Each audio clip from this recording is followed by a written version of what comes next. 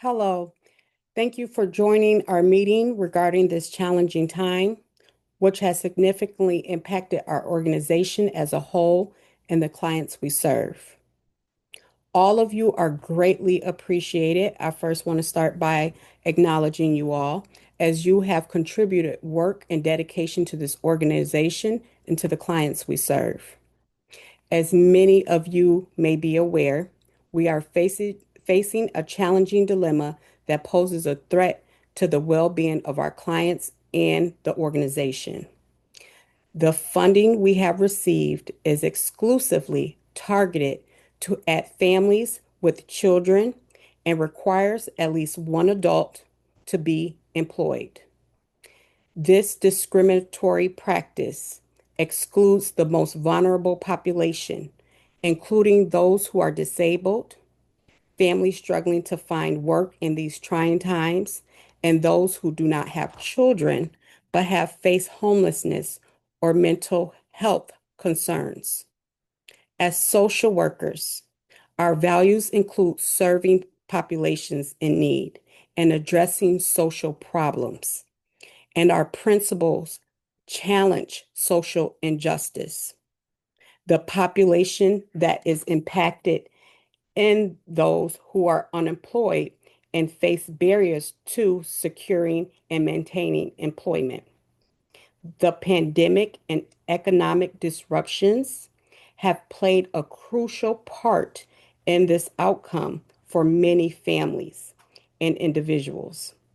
This policy will cause harm to individuals who are without dependents but struggle in society for basic essentials such as food, clothing, and housing assistance. Our core mission is to provide these services to low-income families and the most vulnerable. And we do not target specific populations based on discriminating their ability to work. This policy will impact individuals who face challenges caused by cognitive and physical disabilities that hinder their ability to thrive in society. We have always been a buffer to this population and never shunned them away due to what they were or weren't capable of. The Code of Ethics highlights the social workers pursue social change on behalf of the vulnerable and oppressed individuals and groups of people, and our primary focus is on issues of poverty, unemployment, discrimination, and any form of social injustice. Reamer's ethical decision-making model provides a rational approach to this decision-making process. It has allowed me to provide a structured, step-by-step process for navigating this ethical dilemma. We have identified the ethical issues prior, including social work values and ethics that conflict. We have identified the population and groups that will be affected by this decision. I will later explain the benefits and risks associated with this course of action. As social workers, we are required to examine ethical theories such as deontology, which emphasizes moral duties over consequences. We are to ask questions such as who is involved? What are the consequences of my decisions, including external and internal stakeholders? And how does this decision risk their involvement?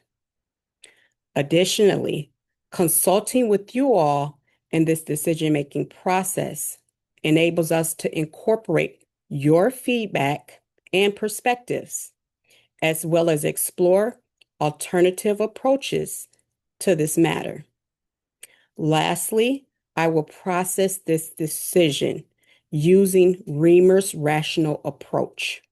I will monitor, evaluate, and document the decision. I want to further elaborate on the impact that this has on our organization and clients. Our organization is one of the largest organizations in the community that fosters low-income families and individuals. If we lose the majority of the population, we will risk experiencing an increase in homelessness as other agencies in neighboring counties are committed to prioritizing their county. My concern is that this will affect our agency's ability to retain staff because of insufficient service delivery. I have decided to proceed with the grant to ensure we remain in compliance with the authorities and continue servicing a portion of the population. Without this, we risk losing our ability to provide any service if we are not in compliance. However, there is a plan of action. My plan of action is to push for sufficient funding to assist all low-income individuals and families, particularly the unemployed and those facing difficulties and people with disabilities.